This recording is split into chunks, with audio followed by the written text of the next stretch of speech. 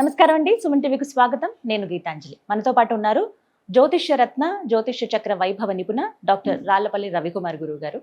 మే నెలలో ద్వాదశ రాశుల జాతక ఫలితాలు ఏ విధంగా ఉన్నాయో గురువుగారి మాటలో విని తెలుసుకుందాం. ప్రతి నెల వారు ఇచ్చేటువంటి ఫలితాలు విని చాలా మంది ముందు జాగ్రత్త పడుతున్నారు. ఖచ్చితంగా జాతకాల గురించి చెప్తే భయపెట్టడం అని అనుకుంటారు, కానీ ఇది ఒక హెచ్చరిక. జాగ్రత్త పడడానికి కొన్ని సూచనలు అనేవి చాలా బాగా ఉపయోగపడతాయండి. కొన్నేళ్లుగా వారు చెప్తున్న విధానం బట్టి ఎంతో మంది వాళ్ళ జీవితాల్లో మార్పులు చేసుకున్న వాళ్ళు కూడా ఉన్నారు. మరి ఈ మే నెలలో రాశి ఫలితాలు ఏ విధంగా ఉండబోతున్నాయో గురుగారి మాటలో విని తెలుసుకుందాం.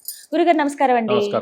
గురుగారు, రాశి ఫలితాలు ఎప్పుడు చెప్తూ ఉంటారు. సాధారణంగా మే అంటే ఇప్పుడే ఉంటాయండి, మనకి ఉగాది అప్పుడే కదా అని అనుకుంటాం. ఆ తర్వాత కొత్తగా ఏంటంటే మళ్ళీ 1వ తారీఖు జనవరి 1న కూడా చెప్పించుకుంటున్నారు, చాలా మంది వింటూ ఉన్నారు.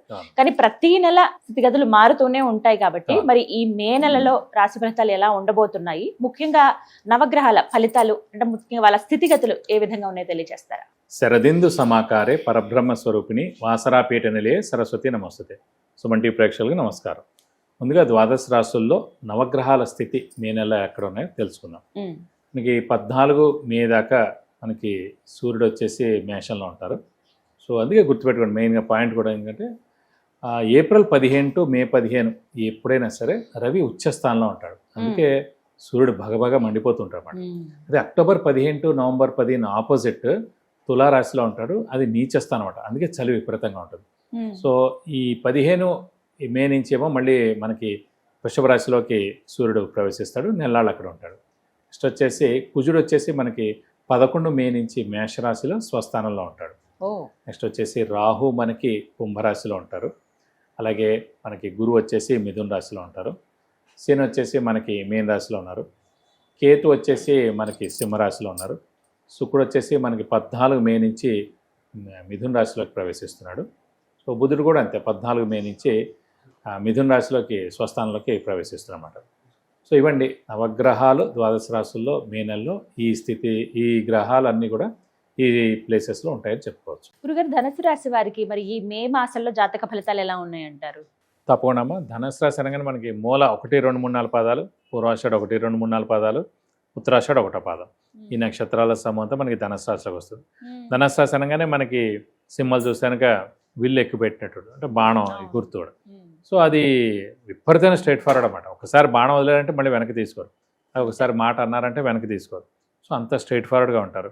సో వీరికి మామూలుగా శత్రువులు కూడా ఎక్కువగా ఉంటారు, మిత్రులు తక్కువగా ఉంటారు అని చెప్పుకోవచ్చు. అలాగే వీరు శివుణ్ణి అమ్మవారిని ఎక్కువగా ఆరాధిస్తారు, ఎక్కువగా ఇష్టపడతారు.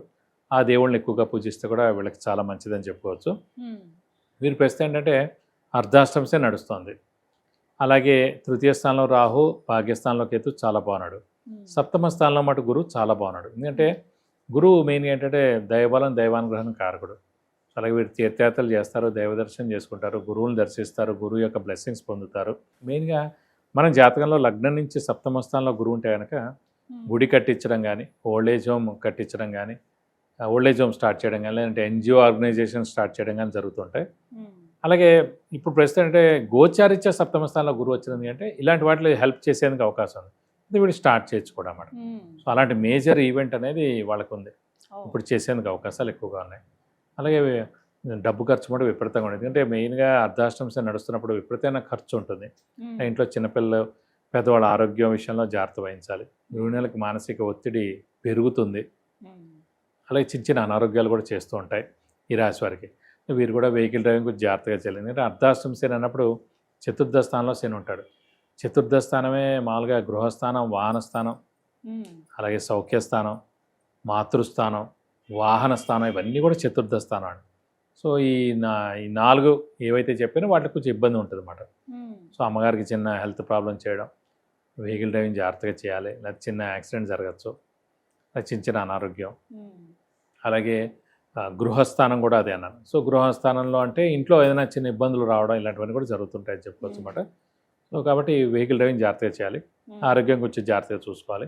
గురుబలం పరిపూర్ణంగా ఉంది కాబట్టి ఇవన్నీ అందులో కంట్రోల్ అవుతాయండి. అదే గురుబలం లేదనుకోండి ఇవన్నీ చాలా ఎక్కువగా ఉంటాయి అన్నమాట. సో అలాగే ఖర్చులు ఎక్కువగా ఉన్నాయి. సో వ్యాపారస్తులు కూడా మెయిన్గా జాగ్రత్తగా ఆచితూచి అడుగు వేస్తే బెస్ట్. ఎందుకంటే అనవసరమైన ఎక్స్పాన్షన్కి వెళ్ళినా కూడా, లేదంటే కొత్త వ్యాపారం చేసినా కూడా నష్టం వాటి లేని అవకాశాలు ఎక్కువగా ఉన్నాయి. అలాగే కొత్త వాళ్ళకి మెయిన్గా క్రెడిట్స్ ఎక్కువగా ఇవ్వకండి. కొత్త అప్పులు చేయాల్సి ఉంటుంది. అప్పులు వాళ్ళ బెడద తప్పదు. ఇలా ఉంటుంది వీళ్ళ వ్యవహారం అంతా ఈ మాసం అంతా. వివాహ యోగం ఉందా అండి ఈ మెయిన్గా మాసంలో సప్తమ ఏమైనా? స్థానం అనేది వివాహ స్థానం, అలాగే అలాగే సప్తమ స్థానం అనేది భార్య లేదా భర్త స్థానం. కాబట్టి అవివాహితులు ఎవరైతే ఉన్నారో వారికి సరైన సమయం చెప్పచ్చు. ఖచ్చితంగా వివాహానికి అవకాశాలు 100% ఉన్నాయి. ఆర్థికంగా బాగుంటుందండి వీరికి ఈ మాసంలో. ఆర్థికంగా మెయిన్ ఏంటంటే గురువు అనే గ్రహంతో ఆర్థికంగా బాగుందో లేదో చెప్పుకోవచ్చు. సో అలాంటి గురువు అనే గ్రహం చాలా బాగున్నాడు కాబట్టి ఖచ్చితంగా ఆర్థికంగా బాగుంటుందని చెప్పాలి. మరి అనుకూల ప్రభావాల కోసం ఏమైనా పరిహారాలు చేసుకుంటే మంచిదంటారా? ఇది మరి ప్రస్తుతం అర్ధాష్టమ శని ఎఫెక్ట్ ఎక్కువగా ఉంది కాబట్టి వీలైతే ప్రతి శనివారం ఉపవాసం ఉండడం, అలాగే మెయిన్గా ఒక శనివారం రోజు రక్తదానం చేయడం, అలాగే ఆంజనేయ స్వామి మరియు వెంకటేశ్వర స్వామిని ఎక్కువగా ఆరాధించడం, వాళ్ళ యొక్క అష్టోత్తరం ప్రతిరోజు చదువుకోవడం. ఆంజనేయ స్వామికి అయితే మంగళవారం శనివారం వెళ్ళి 40 ప్రదక్షిణాలు చేసి తమలపాకుల పూజ, సింధూర పూజ, వడమాల సమర్పిస్తే మంచిది. అలాగే బుధవారం శనివారం రోజున అయితే కనుక వెంకటేశ్వర స్వామి టెంపుల్కి వెళ్ళి అభిషేకం కానీ అర్చన కానీ మీ పేరు గోత్రనామాలతోటి ఆయనకి చేస్తే కనుక మీకు అన్ని విధాలా మంచి చేకూరుతుంది. చాలా చక్కగా పరిహారాలు ముందు ముఖ్యం, ఇవి చేసుకుంటే గనక అవునమ్మా, కాస్త మెరుగైన ఫలితాలు ఉంటాయి. 100%. నమస్కారం గురుగారు. నమస్కారం.